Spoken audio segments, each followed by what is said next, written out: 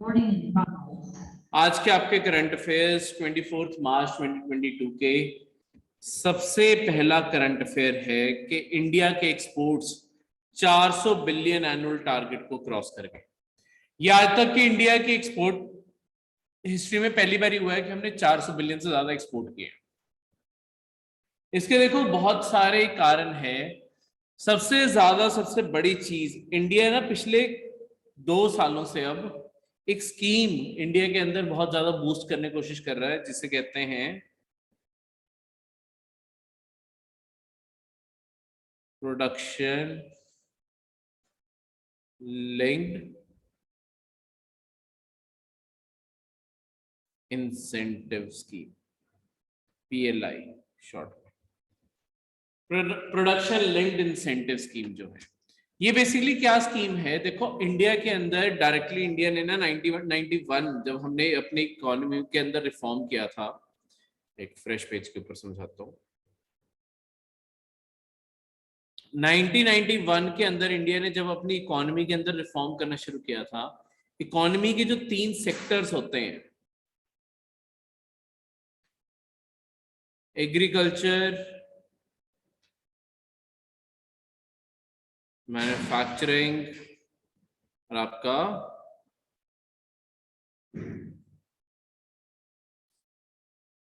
Service sector.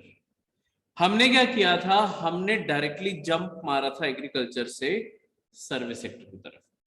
इसके चलते हुए इंडिया की जीडीपी तो ग्रो कर गई और इंडिया कंपैरेटिवली पहले से अमीर और रिसोर्स रिच तो हो गया, पर एक कमी इंडिया के अंदर जो हमेशा बनी रही, इंडिया की जो डेवलपमेंट में एक हमेशा नेगेटिव फैक्टर है, वो है कि हमारी मैन्युफैक्चरिंग कभी डेवलप नहीं हुई। अब बिना मैन्युफैक्चरिंग बेस के कोई भी कंट्री अपने आप को डेवलप नहीं कर सकती। इसीलिए गवर्नमेंट ने 2 साल पहले, देखो गवर्नमेंट बहुत सालों से कोशिश कर रही है पर ये गवर्नमेंट की सक्सेसफुल स्कीम जा रही है, प्रोडक्शन लिंक्ड इंसेंटिव स्कीम। इसके अंदर हम कंपनीज को क्या कह रहे हैं कि आप इंडिया आके अपने मैन्युफैक्चरिंग प्लांट सेटअप कीजिए। आप इंडिया के अंदर जितनी भी मैन्युफैक्चरिंग बढ़ाते जाएंगे हम उसके मुताबिक आपको इंसेंटिव देंगे। इंसेंटिव जैसे कि टैक्स कट दे दिए, ठीक है, आपकी ड्यूटीज पे कट दे दिया, तो वहां से आपके पैसे बचेंगे, तो आप अपने आप प्रॉफिटेबल, उस तरीके से आप प्रॉफिट ज्यादा कमा लेंगे। तो ये स्कीम को देखते हुए दुनिया भर की बहुत सारी कंपनीज इंडिया के अंदर एक्चुअली आके इन्वेस्ट भी कर रही हैं और इंडिया को अपना बेस भी बना रही हैं। जैसे इसके अंदर खासकर जहां से हमने सबसे पहले शुरुआत की थी स्कीम की, अब जो स्मार्टफोन मार्केट है ना, स्मार्टफोन मार्केट का एक बहुत ही मेजर शेयर इंडिया के अंदर बनने लग गया, ठीक है। तो आजकल आप एप्पल के अभी छोड़ के प्रोडक्ट्स को बाकी किसी भी फोन के ऊपर देखोगे ना कि 1/3 फोन के ऊपर चांसेस होंगे कि उसके पीछे लिखा होगा मेड इन इंडिया। सैमसंग पूरी तरीके से इंडिया बना रहा है और मतलब टॉप कंपनीज में से सैमसंग इंडिया के अंदर ही अपनी सारी प्रोडक्शन कर रहा है। ऐसे धीरे धीरे और भी अब आने वाले टाइम में फॉक्सकॉन जो आईफोन बनाती है उसने भी डील साइन किया और आने वाले टाइम पे आईफोन भी जैसे इंडिया में बनने लग जाएगा। तो स्मार्टफोन हमारा सबसे पहला सक्सेस था। इसके बाद फ्रिज, एसी, वो भी अब मेड इन इंडिया बनने लग गए हैं। अब ये धीरे धीरे हम टेक्सटाइल अलग अलग जगहों पे प्रोड्यूस कर रहे हैं।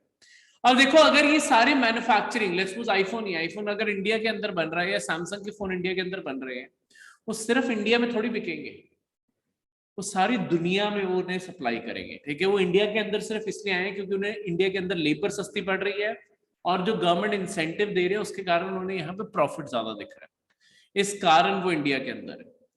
तो ये इंडिया की ओवरऑल जो मैन्युफैक्चरिंग ग्रोथ होगी उसी से इंडिया एक अपने आप को ज्यादा रिच और डेवलप्ड कंट्री पा पाएगा। और हमें एक मैन्युफैक्चरिंग बेस वैसे भी चाहिए। देखो चाइना आज दुनिया की ज्यादातर चीजें खुद बना सकता है, इसके कारण चाइना को दुनिया के ऊपर डिपेंड करने की जरूरत नहीं है किसी भी रिसोर्स के लिए।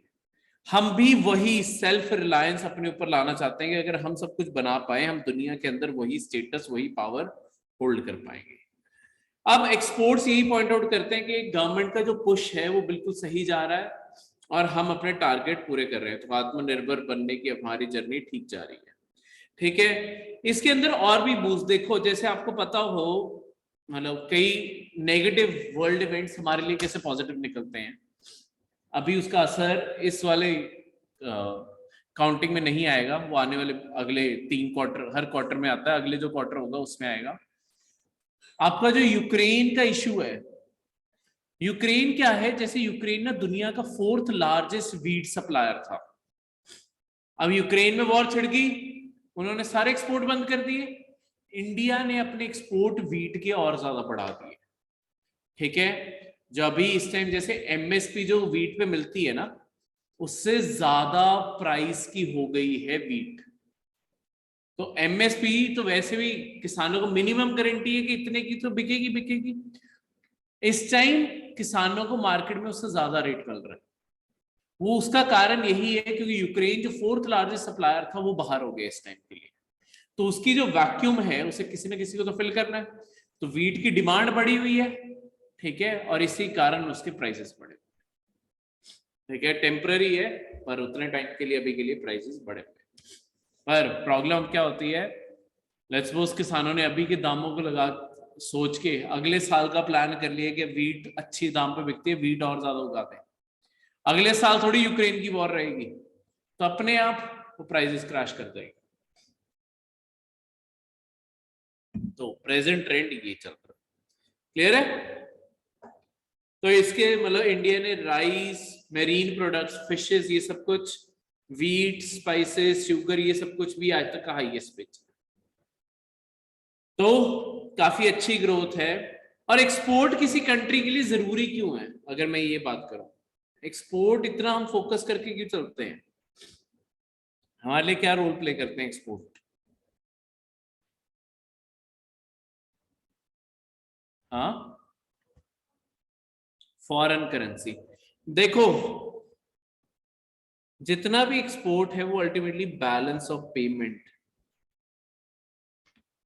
हर कंट्री इस चीज को मेजर करती है कि हम देश से एक्सपोर्ट कितना कर रहे हैं माइनस इंपोर्ट कितना कर रहे हैं। अगर हम बाहर सामान बेच रहे हैं, एक्सपोर्ट कर रहे हैं, तो हमारी डॉलर्स में कमाई होगी। अगर हम बाहर से सामान मंगा रहे हैं तो हमारा डॉलर्स में हमें पे करना पड़ेगा। तो साल के एंड में एक हिसाब बनेगा ना, या तो मुझे डॉलर चुकाने होंगे, या मैंने अगर सामान ज्यादा बेचा है तो मुझे डॉलर मिलेंगे, डॉलर में मेरे देश की कमाई होगी। ठीक है, एज अ इंडस्ट्री, अगर तुम इंडस्ट्री हो, तुम बाहर सामान बेच रहे हो, तुम्हें रुपी में पेमेंट आ रही है। ठीक है, या तुम बाहर से सामान मंगा रहे हो, तुम रुपी में ही पे कर रहे हो, पर तुम्हारे बिहाफ पे आरबीआई को या तो पैसे देने पड़ते हैं, डॉलर देने पड़ते हैं, या डॉलर लेने पड़ते हैं। तो अब अगर मैं हर साल, लेट्स सपोज मेरे इंपोर्ट ज्यादा होते हैं, हर साल मेरा बैलेंस ऑफ पेमेंट घाटे में होगा, घाटे को कहते हैं डेफिसिट। अगर हर टाइम घाटे में रहेगा तो मुझे धीरे, लेट्स सपोज मेरे पास रिजर्व पड़ा हुआ था $1000 का, हर साल मुझे $10 भी चुकाने पड़े, एक टाइम पे तो ये पैसा खत्म हो जाएगा ना, तो मैं बैंकरप्ट हो जाऊंगा। तो मुझे कभी ना कभी अपना balance of payment long term में प्रॉफिट में लाना जरूरी है। देखो अभी भी इंडिया का बैलेंस ऑफ पेमेंट प्रॉफिट में नहीं है। हम मतलब 2 अकाउंट होते हैं, करंट अकाउंट और कैपिटल अकाउंट एक्सपोर्ट के। करंट अकाउंट में हम प्रॉफिट में नहीं रहते, डेफिसिट में रहते हैं। ठीक है, तो इस कारण हमें उसमें से इंपोर्ट एक्सपोर्ट में से हम, हमारे मतलब इंपोर्ट ज्यादा है, एक्सपोर्ट कम है, पर एक्सपोर्ट बढ़ते जाएंगे तो हम डॉलर में पैसे कमाने शुरू करेंगे। आज जो चाइना अमीर बना है दुनिया भर में, जो उसकी पावर बनी है, वो इसी तरीके से बना है कि वो सारी दुनिया में एक्सपोर्ट कर करके उसने दुनिया में डॉलर बहुत सारे कमा लिए, और वो उसके रिजर्व्स में पड़े हैं, इसी कारण वो एक पावर बना। ठीक है, इस तरीके से इंडिया भी पावर बन सकता है। क्लियर है यहां तक? अब सेकंड करंट अफेयर है आपका chief minister of a state. देखो आपके करंट अफेयर कहां से आया, उत्तराखंड के चीफ मिनिस्टर आपके पुष्कर सिंह धामी को बना दिया गया है। अब इनके लिए क्या चीज अलग है, पुष्कर सिंह धामी ना आपके इलेक्शन जीतते ही नहीं है, तो ये स्टेट लेजिस्लेटिव असेंबली के से मेंबर ही नहीं है, पर ये चीफ मिनिस्टर बन गए। तो ऐसे कैसे कोई भी इंसान चीफ मिनिस्टर बन सकता है? वो सारे के सारे इशू हैं हमारे करंट अफेयर। देखो आपकी एग्जिस्ट करती है हर स्टेट के अंदर स्टेट लेजिस्लेटिव असेंबली। ये है स्टेट की लेजिस्लेचर जो कानून स्टेट के अंदर बनाती है। ऐसे ही हर स्टेट के अंदर एग्जीक्यूटिव लेवल पे एग्जिस्ट करते हैं, एग्जीक्यूटिव लेवल पे एग्जिस्ट करते हैं आपके चीफ मिनिस्टर प्लस बाकी सारे मिनिस्टर्स, जिन्हें आप एक साथ जोड़ के कह सकते हो काउंसिल ऑफ मिनिस्टर्स। पूरा काउंसिल मिनिस्टर्स का काउंसिल होता किसका है? स्टेट के गवर्नर का। तो ये एक स्ट्रक्चर एग्जिस्ट करता है पावर का आपके स्टेट्स के अंदर, ठीक है। दो हेड होते हैं स्टेट के अंदर, एक गवर्नर हो गया और एक चीफ मिनिस्टर हो गया। अब इसी कारण चीफ मिनिस्टर की अपने आप में पोजीशन बहुत इंपॉर्टेंट है। अब चीफ मिनिस्टर बनता कैसे? देखो, सबसे पहले इलेक्शन जरूरी है स्टेट लेजिस्लेटिव असेंबली के। पूरी जो आपकी स्टेट है, स्टेट के अंदर अलग अलग कॉन्स्टिट्यूएंसी बनाई जाती है, ठीक है। ये कॉन्स्टिट्यूएंसी बनाने का जो क्राइटेरिया होता है वो होता है पॉपुलेशन, कि सारी कॉन्स्टिट्यूएंसी की आबादी बिल्कुल सेम रहे। जितनी स्टेट लेजिस्लेचर के अंदर सीटें हैं उतनी कॉन्स्टिट्यूएंसी बनाएंगे, पर हर कॉन्स्टिट्यूएंसी की बाउंड्री इस तरीके से बनाई जाती है कि सारी कॉन्स्टिट्यूएंसीज की पॉपुलेशन ऑलमोस्ट सेम रहे। अब ये जब पॉपुलेशन बिल्कुल सेम है, यहां पे आपके एक एक पर्सन हर कॉन्स्टिट्यूएंसी से चुना जाता है। देखो, मल्टीपल लोग खड़े होते हैं, पर अल्टीमेटली जिससे सबसे ज्यादा वोटें डलेंगी वही बंदा जीतता है। अब जो बंदा जीता वो स्टेट लेजिस्लेटिव असेंबली में एज अ एमएलए इलेक्ट हो जाता है। अब एमएलए फिर क्या होता है? जिस पर्सन को मेजॉरिटी मेंबर्स, लेट्स सपोज ये स्टेट लेजिस्लेटिव असेंबली थी, 100 सीटें थी इसके अंदर, जिस लेजिस्लेटिव असेंबली के अंदर मेजॉरिटी सपोर्ट करती है जिस भी पर्सन को, जैसे 100 सीटें थी, जिस भी पर्सन को 50% प्लस 1 यानी कि इसके मुताबिक 51 लोग सपोर्ट करेंगे, वो पर्सन बन जाएगा आपका चीफ मिनिस्टर। सबसे पहले बनाया जाता है चीफ मिनिस्टर, ठीक है। जिस भी पर्सन के पास मेजॉरिटी सपोर्ट होगी स्टेट लेजिस्लेटिव असेंबली की, वो बनेगा चीफ मिनिस्टर। अब मैं बार बार तो बता रहा हूं कि मेजॉरिटी सपोर्ट होगी पर्सन के पास। अब पर्सन जरूरी नहीं है कि वो स्टेट लेजिस्लेटिव असेंबली का अभी फिलहाल के लिए मेंबर हो, पर्सन जरूरी नहीं है कि वो मेजॉरिटी पार्टी का ही हो। लेट्स सपोज आपके पास सीटें इस तरीके से आई कि बीजेपी के पास कुछ सीटें आ गई, कांग्रेस के पास कुछ सीटें आ गई, मेजॉरिटी किसी के पास भी नहीं आई।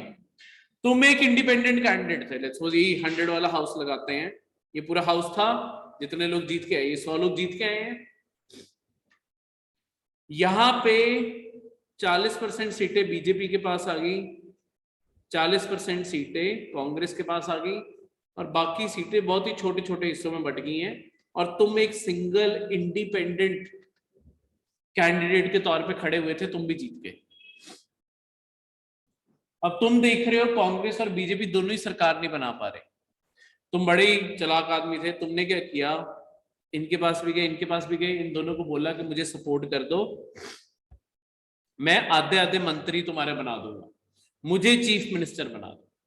अगर इन दोनों ने प्रॉमिस कर दिया कि हाँ हम तुम्हें सपोर्ट करते हैं, ये लो कागज हमारे सारे एमएलए के साइन के साथ, तुम ये कागज लेके जाओगे गवर्नर के पास, गवर्नर को कागज दिखाओगे कि देखो मेरे पास स्टेट लेजिस्लेटिव असेंबली के अंदर सपोर्ट है मेजॉरिटी की, 50% प्लस 1 लोग सपोर्ट करते हैं मिनिमम। यहां तो देखो 80% लोग सपोर्ट करने लग गए ना। अगर गवर्नर को तुम्हारे ऊपर डाउट हुआ, क्योंकि तुम तो रैंडम इंसान हो, तो गवर्नर ज्यादा से ज्यादा क्या कर सकता है? स्टेट लेजिस्लेटिव असेंबली सारे एमएलए को बुलाएगा हाउस के अंदर, वोट डलवा देगा। अगर मेजॉरिटी ने तुम्हारी सपोर्ट में हाथ खड़ा कर दिया तो तुम चीफ मिनिस्टर बन गए, कोई भी तुम्हें रोक नहीं सकता। अब जब तुम चीफ मिनिस्टर बन जाते हो, उसके बाद गवर्नर तुमसे पूछता है कि तुम बाकी मंत्री किसे बनाना चाहते हो। अब तुमने वादा किया था इन दोनों को लोगों को बना दोगे, तो उन सबको अगर तुमने मंत्री बना दिया, बस काउंसिल ऑफ मिनिस्टर बन गए। गवर्नर सारे काम वही करता है जो उसका काउंसिल ऑफ मिनिस्टर कहता है, ठीक है, काउंसिल ऑफ मिनिस्टर को हेड चीफ मिनिस्टर करता है, इसी कारण चीफ मिनिस्टर सबसे इंपॉर्टेंट पोजीशन है। ठीक है, क्लियर है।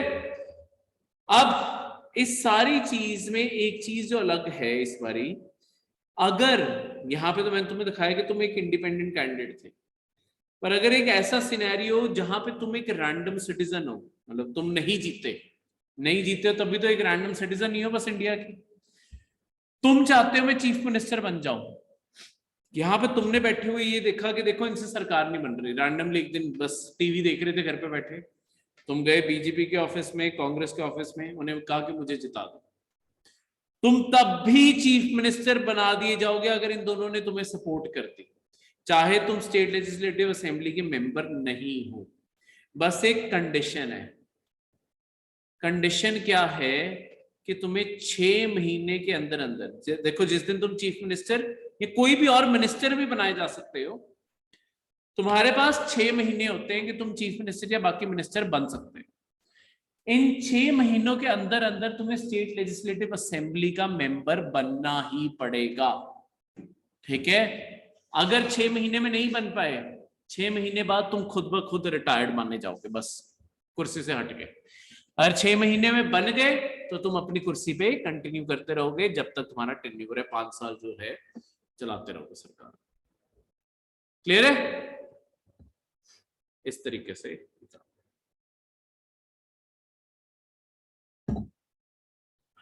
क्लियर है, तो अभी जो आपके पुष्कर सिंह धामी को बनाया गया है, यानी कि उनके पास कितना टाइम है, 6 मंथ्स। अब 6 मंथ्स में क्या होगा, वो किसी ना किसी बीजेपी के अपने पर्सन को बोलेंगे तुम रिटायर हो जाओ, सीट खाली कर देंगे, सीट खाली हुई तो वहां पे इलेक्शन होंगे, बाई इलेक्शंस, अगर वहां पे बाई इलेक्शंस होंगे तो अगर वो पुष्कर सिंह धामी जीत गए तो वो बन जाएंगे चीफ मिनिस्टर, वो बने रहेंगे मतलब 6 महीने के बियॉन्ड में।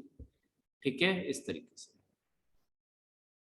बाकी चीफ मिनिस्टर का ऑफिस क्या होता है, उसके पास क्या पावर्स होती हैं, मिनिमम क्वालिफिकेशन, उसे सिटीजन ऑफ इंडिया होना चाहिए, should be a member of state legislature का मेंबर होना चाहिए, पर अगर नहीं है तो 6 महीने मिलेंगे, 6 महीने के अंदर अंदर उसे बनना है, नहीं तो वो चीफ मिनिस्टर नहीं रहेंगे।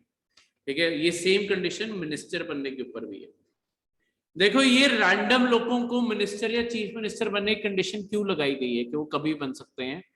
बेसिकली इंडिया के अंदर कभी भी किसी भी टैलेंटेड पर्सन की जरूरत पड़ सकती है जो शायद उस टाइम पॉलिटिक्स में ना हो, उसे उस पॉइंट पे सरकार का हिस्सा बनाने के लिए कंडीशन रखी है कि 6 महीने के लिए बना लो, 6 महीने में कोई रास्ता ढूंढ लेना, उसे इलेक्शन। नहीं तो अगर तुम्हें टैलेंट की इमीडिएटली जरूरत है, ऐसा थोड़ी है पहले इलेक्शन लड़वाओगे फिर कहोगे, इश्यू तो इमीडिएट है, वो थोड़ी 6 महीने वेट कर सकता है। लेट्स सपोज कोई हेल्थ ऑफिशियल था, बहुत ही अच्छा, बहुत ही मानना हुआ, कोविड शुरू हुआ, तुम कोविड के स्टार्टिंग में ये थोड़ी कह सकते थे कि 6 महीने अब रुक जाओ, पहले इस बंदे को हम सरकार में ले आए फिर आपके कोविड को डील करेंगे, लोगों ने मार डालना था अपनी सरकार को।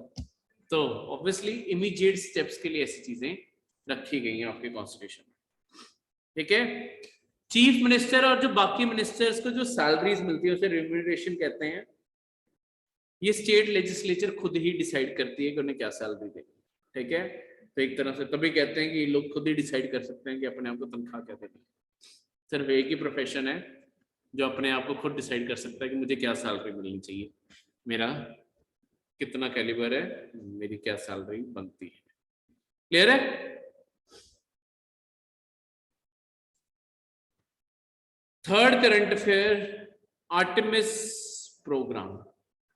आर्टेमिस प्रोग्राम क्या है, आर्टेमिस प्रोग्राम आपके नासा, देखो इससे पहले आपके जो मून पे 20th सेंचुरी, पिछली सेंचुरी में जो नासा सारे प्रोग्राम्स भेजता रहा है ना, जिसमें कल्पना चावला की भी डेथ हो गई थी, उन सारे मिशंस का नाम था अपोलो। तो ये वो नाम भी ग्रीक माइथोलॉजी, जो ग्रीक गॉड्स की कहानियों से, वहीं से अपोलो उन्होंने उठाया था। अब अगला वो अपना मून और आगे एक्सप्लोरेशन मिशन दोबारा से शुरू करने लगे हैं। इस मिशन का नाम है आर्टेमिस। आर्टेमिस अपोलो की ग्रीक माइथोलॉजी में वो एक गॉडेस ही है, गॉडेस ऑफ मून है, और अपोलो की ट्विन सिस्टर है। ठीक है, इसलिए उन्होंने ये नाम चुना है आर्टेमिस। आर्टेमिस बेसिकली एक अनक्रूड स्पेस मिशन होगा। अभी आर्टेमिस 1 जो सबसे पहला जा रहा है, ये एक अनक्रूड स्पेस मिशन होगा जो आपके SLS का फुल फॉर्म यहाँ पे था, स्पेस लॉन्च सिस्टम है इसका शायद फुल फॉर्म, इसका फुल फॉर्म चेक कर लेना है, मेरे ख्याल से स्पेस सिस्टम है।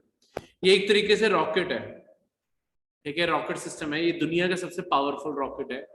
इसके ऊपर आर्टेमिस 1 की जो शिप है उसे जोड़ के लॉन्च किया जाएगा और ये 4 to 6 वीक्स ट्रैवल करेगा और लूनर सरफेस के पास जाके हवा में ही रहेगा, मून के पास जाके, ठीक है।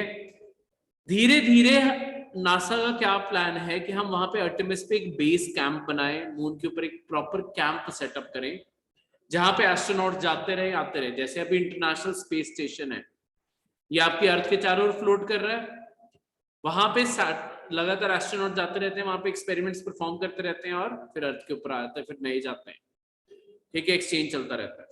यहाँ पे आर्टेमिस बेस कैंप पे हम मून के ऊपर भेजा करेंगे, धीरे धीरे प्लान है, ठीक है। और ये एक तरीके से गेटवे बन जाएगा लूनर ऑर्बिट में कि हम मून के चारों ओर अपने प्रेजेंस परमानेंट कर लेंगे। इसके बाद हमारा लॉन्ग टर्म मिशन है कि हम धीरे धीरे आर्टेमिस प्रोग्राम में फर्स्ट एस्ट्रोनॉट्स पहले तो वहां भेजेंगे, उसके बाद मार्स, यहां से जो भी डेटा गैदर होगा कि हम मून के ऊपर जाके कैसे सेटल होंगे, बेस कैंप कैसे काम करेगा, उसके ऊपर फ्लोटिंग स्टेशन कैसे काम करेगा, अगर ये सारी चीजों की जो भी ऑब्जर्वेशन रीडिंग्स रहेंगी यही हमें हेल्प करेंगी अगले 10 साल में मार्स पे पहले एस्ट्रोनॉट्स भेजने, कि उन्हें वहां पे कैसे सर्वाइविंग कंडीशन चाहिए होंगी और अर्थ से लगातार कैसी हेल्प मिल सकती है, ठीक है, क्लियर है। तो SLS रॉकेट जो दुनिया का सबसे पावरफुल रॉकेट है, उसे लो अर्थ ऑर्बिट के तौर पे बनाया गया है, जो अपने साथ क्रू कार्गो मून तक भी कैरी कर सकता है, उससे बियॉन्ड भी कैरी कर सकता है, ठीक है।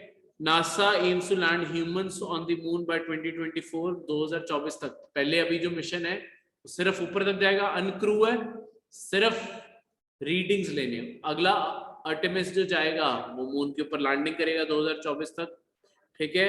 और इसी के अंदर फर्स्ट वुमेन और first person of colour, colour का मतलब है व्हाइट को छोड़ के बाकी, उन्हें लैंड करवाने की भी कोशिश है नासा की तरफ से, ठीक है, क्लियर है।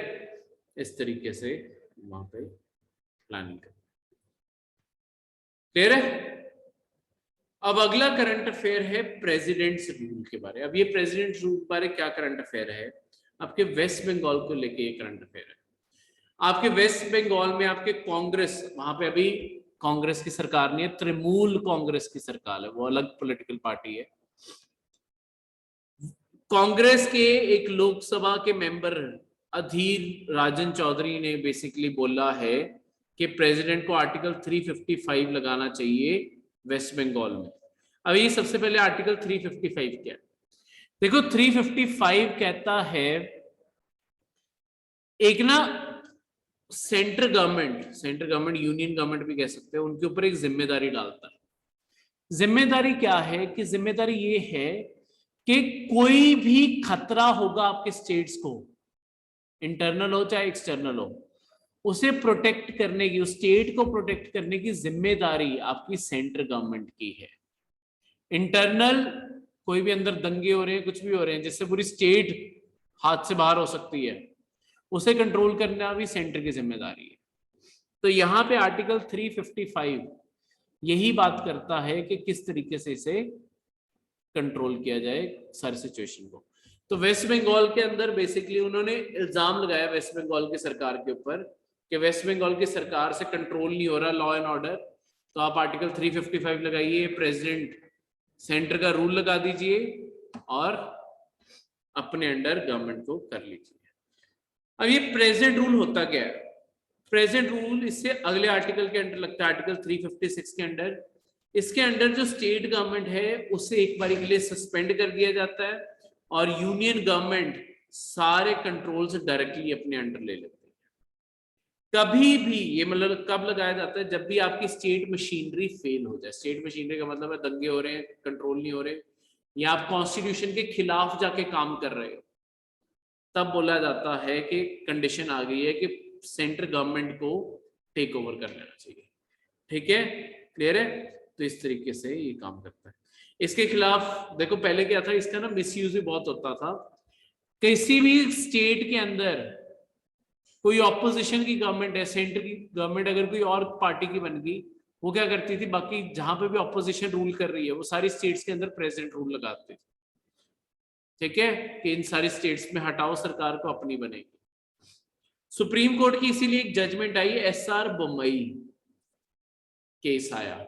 इसके अंदर बहुत सारे रिस्ट्रिक्शंस लगा दिए कि प्रेसिडेंट रूल ऐसे बेफालतू में ना लगाओ, सिर्फ लीगल सर्कमस्टांसेस में ही लगना चाहिए। लीगल सर्कमस्टांसेस ये आपके नीचे इसके डिफाइंड है। ठीक है, क्लियर है? आपको बेसिक एक ओवरव्यू में मैंने बता दिया है। कभी भी जैसे इलेक्शन पोस्टपोन हो गए, अनअवॉइडेबल कंडीशंस होगी, ठीक है, देखो कभी भी इमरजेंसी लगती है ना, इमरजेंसी होती क्या है, प्रेसिडेंट रूल जब भी, मतलब ये भी इमरजेंसी है, स्टेट इमरजेंसी कहते हैं इसे, एक बार के लिए 6 महीने के लिए कंटिन्यू करती है और मैक्सिमम 3 साल के लिए चल सकती है ये। पर ये 6 महीने के लिए चलने से पहले भी ना 2 महीने मिलते हैं। जिस दिन प्रेसिडेंट ने साइन कर दिया कि हाँ प्रेसिडेंट रूल लग जाएगा, उसके बाद 2 महीने मिलते हैं।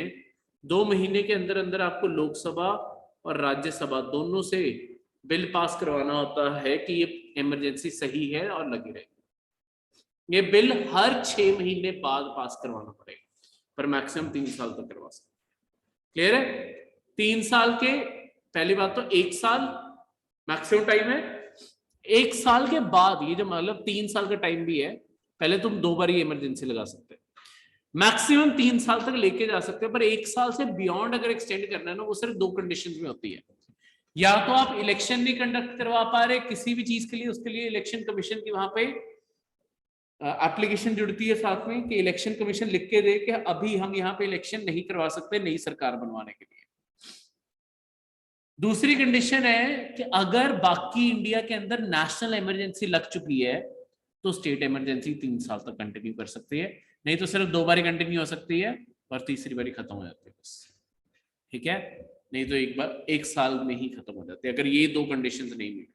पर तब भी अगर ये 2 कंडीशन एग्जिस्ट भी करती है तब भी मैक्सिमम 3 साल ही।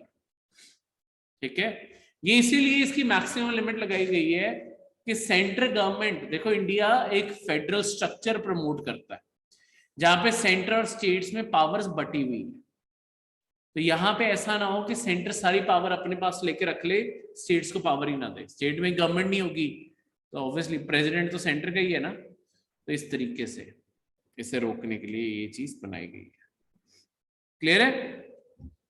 नेक्स्ट एक इंटरनेशनल ऑर्गेनाइजेशन अरब लीग। अरब लीग आपके अरब देशों की एक ऑर्गेनाइजेशन है जिसे लीग ऑफ अरब स्टेट्स भी कहते हैं या अरब लीग भी कह सकते हो। इसका पुराना नाम है लीग ऑफ अरब स्टेट्स। ठीक है, पर आपके अभी यही वर्ड यूज किया गया लीग ऑफ अरब स्टेट्स, तो इस कारण अब इसका नया नाम अरब लीग ही है। एक रीजनल ऑर्गेनाइजेशन है, जितनी भी अरब कंट्रीज हैं, अरब कंट्रीज कौन सी हैं, यही सारी, Lebanon, Iraq, Egypt, Saudi Arabia, Syria, ऐसी सारी, मतलब स्टार्टिंग की 6 ये थी, बाद में और भी जुड़ती गई हैं। अब इसकी टोटल 22 है, 22 मेंबर हैं इसके अंदर। तो ये शुरू 1945 में हुई थी 6 कंट्रीज के साथ, ये सारी ट्रांस जॉर्डन, आज जो जॉर्डन बन गया है, ठीक है, और 22 आज इसके टोटल मेंबर्स हैं। ये सारे के सारे इसके मेंबर कंट्रीज हैं। तो यही देखो, Oman, Yemen, UAE, Qatar, Saudi Arabia, Iraq, ये कुवैत, फिर ये आपका Syria, Jordan, Egypt, Sudan, Somalia, Libya, Tunisia, Algeria, ये वो है ना मोरक्को, और ये मॉरिटानिया है मेरे ख्याल से। ये सारे के सारे इसके मेंबर हैं। तो आपने ये सारा का सारा मैप एक बारी रीड कर लेना। क्लियर है? तो ये सारे के सारे आपके आज के कंट्रीज हैं। क्लियर है? तो ये थे आपके आज के करंट अफेयर।